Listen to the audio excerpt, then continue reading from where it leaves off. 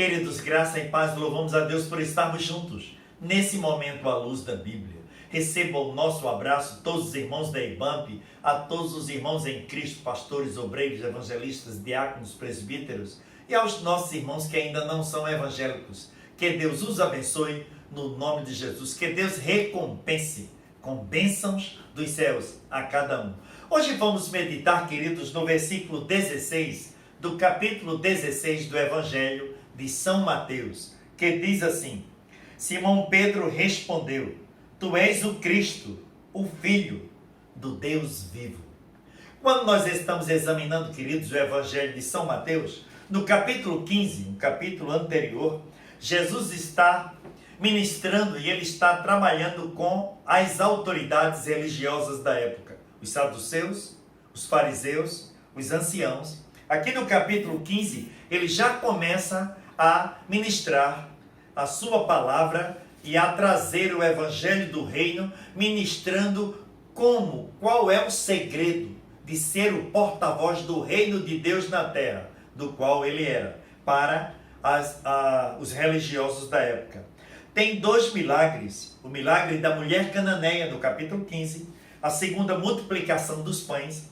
Mas no capítulo 16, do qual nós lemos, o versículo 16, fala do fermento dos fariseus. E os fariseus e saduceus pediram um sinal ao mestre. Mas no versículo 13, Jesus levou os discípulos para Cesareia de Filipe, e lá Jesus fez uma pergunta que eu creio que os discípulos nunca imaginavam que o mestre fosse fazer essa pergunta bem contundente. A pergunta foi essa: chegando Jesus à região de Cesareia de Filipe, perguntou aos seus discípulos: quem dizem os homens ser o Filho do Homem? Jesus aqui não estava perguntando sobre a titularidade dele como filho de Maria, ou filho de José, pai adotivo. Ele não estava perguntando para os discípulos qual era a sua ramificação genealógica, mas ele estava perguntando acerca do Filho do Homem, acerca da divindade para os discípulos. É interessante que no versículo 14, os discípulos responderam: uns dizem João Batista, outros Elias, outros Jeremias, ou um dos profetas. Aí Jesus perguntou novamente: mas vós, quem dizeis que eu sou? É incrível agora no versículo 16, a resposta do líder, Pedro.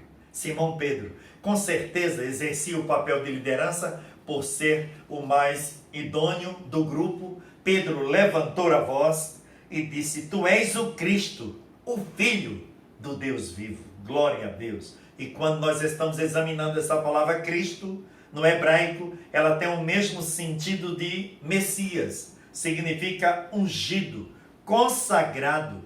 É interessante aqui que quando Pedro disse isso, Jesus disse assim no verso 17: respondeu Jesus: bem-aventurado és tu, Simão, filho de Jonas, pois não foi sangue e carne quem te revelou, mas meu Pai que está nos céus.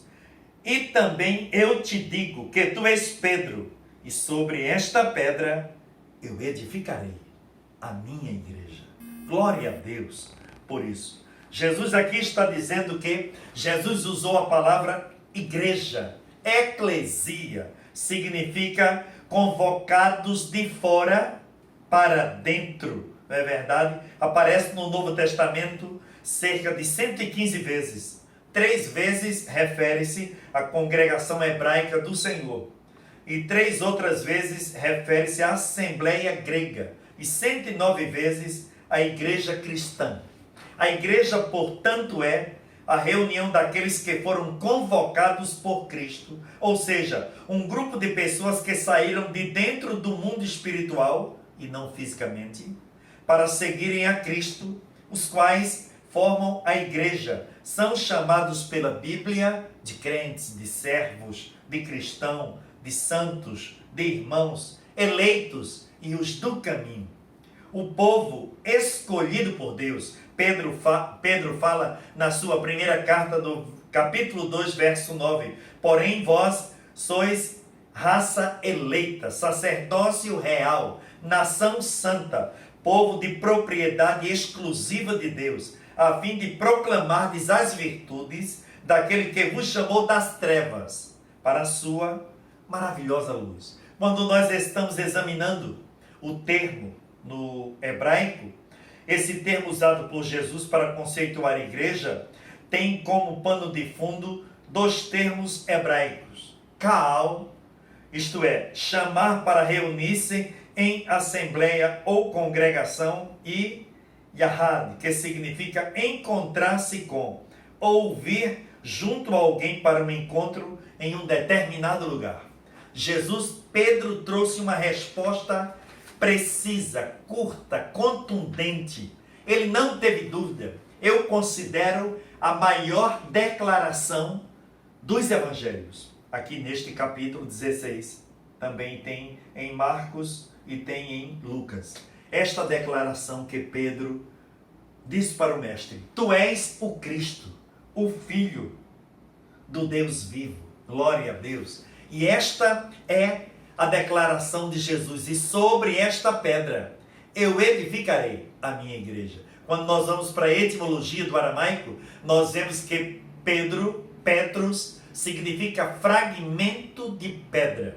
Mas Jesus ali, quando disse sobre esta pedra, ele estava falando da pedra angular dele mesmo. Sobre esta pedra eu edificarei a minha igreja. Uma igreja que está edificada na pedra angular. Ela é uma igreja verdadeira. É uma igreja que tem o sentido de transmitir a palavra que Deus deixou aqui na terra para a igreja transmitir. Esse ministério de transmitir a palavra do Senhor. Em primeiro lugar, uma palavra de origem grega, o querigma, que significa a pregação da igreja. Em segundo lugar, a koinonia. Todos estão numa comunhão, no mesmo acordo para adorar e para servir a Deus. É verdade? Em terceiro lugar, a didascalia, didaquê, significa o ensino da palavra. E em quarto lugar, a poemelia, significa pastorear, cuidar do rebanho. E Deus tem deixado a sua igreja na terra para que possa exercer essa função de estar proclamando a palavra dele, aonde nós estivermos, quer nas grandes catedrais ou nas pequenas choupanas. Ali se reúne um povo de Deus para adorá-lo, para buscá-lo, para louvá-lo, para interceder a ele, e tendo a certeza de que ele está ouvindo e está respondendo, para a honra e para a glória do nome do Senhor. Grave esta declaração de Pedro: tu és o Cristo, o Filho do Deus vivo. Receba esta palavra. Esta é a igreja pura do Senhor. A igreja, povo de Deus reunido em todos os cantos da terra, buscando um só Senhor, servindo a um só Senhor, louvando a um só Senhor e trabalhando na diaconia, do serviço em prol das almas que Deus nos deixou aqui para fazer. Receba esta palavra no nome de Jesus. Vamos orar nesse instante, vamos agradecer a Deus. Pai querido, no teu nome, Senhor, nós te louvamos e te agradecemos, Deus, por esta oportunidade de estarmos falando contigo agora. Pai querido, que declaração magnífica que o teu filho Pedro trouxe naquele momento que tu fizeste aquela pergunta aos discípulos: tu és o Cristo, o Filho do Deus vivo. Ajuda, Pai, a tua igreja na terra. Pai querido, eu te peço por cada um dos teus filhos, aqueles que estão enlutados, aqueles que estão, Senhor, passando por momentos de enfermidade agora. Entra, Senhor, com o teu bálsamo de cura. Pai querido, no teu nome eu te peço pela nação, te peço, ó Pai, pelos nossos familiares, te apresento o presidente da República, esta pátria, Pai querido, no teu nome. Pai querido, cremos que tu és o Senhor que faz, no teu nome para sempre. Amém.